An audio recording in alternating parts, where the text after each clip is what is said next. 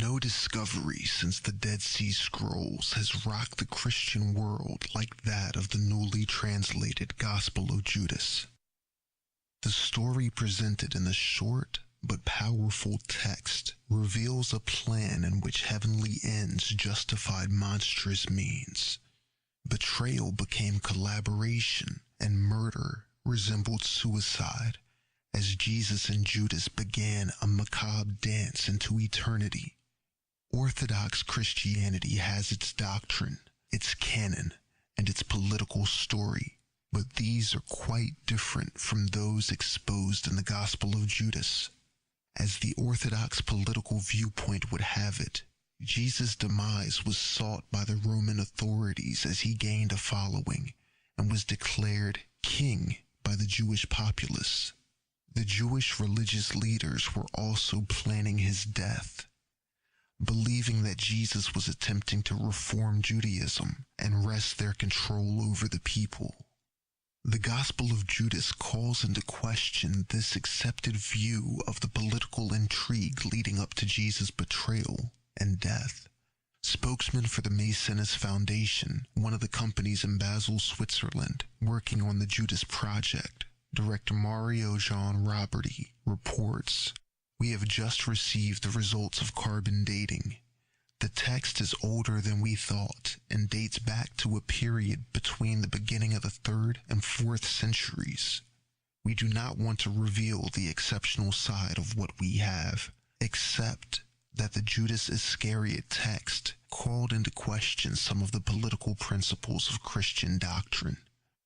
The Gospel of Judas can be understood on a deeper level if its background is explored first.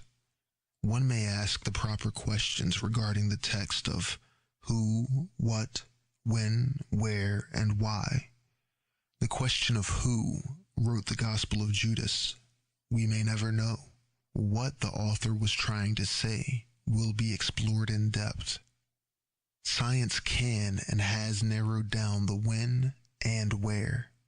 Why mankind writes is axiomatic. We write to document, explain, express, or convince. In the end, those are the reasons. Time will tell if the author of Judas has succeeded. In a time when Gnosticism was struggling for influence in Christendom, the Gospel of Judas was written to challenge the beliefs of the newly emerging church orthodoxy, to explain Gnostic theology, and to propagate the sect. To better understand the Gospel, it must be read with these goals in mind. For centuries, the definition of Gnosticism has in itself been a point of confusion and contention within the religious community. This is due in part to the ever-broadening application of the term, and the fact that various sects of Gnosticism existed as the theology evolved and began to merge into what became mainstream Christianity. Even though Gnosticism continued to evolve, it is the theology in place at the time that the Gospel of Judas was written that should be considered and understood before attempting to render or read a translation. To do otherwise would make the translation cloudy and obtuse. It becomes the duty of both translator and reader to understand the ideas being espoused and the terms conveying those ideas.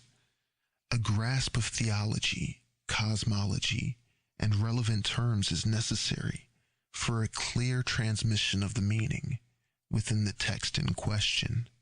With this in mind, we will briefly examine Gnostic theology, cosmology, and history. We will focus primarily on Gnostic sects existing in the 1st through 4th centuries AD, since it is believed most Gnostic Gospels were written during that time. It was also during that time that reactions within the emerging Christian orthodoxy began to intensify, and the Gospel of Judas was written. The downfall of many books written on the topic of religion is the attempt to somehow remove history and people from the equation. History shapes religion because it shapes the perception and direction of religious leaders.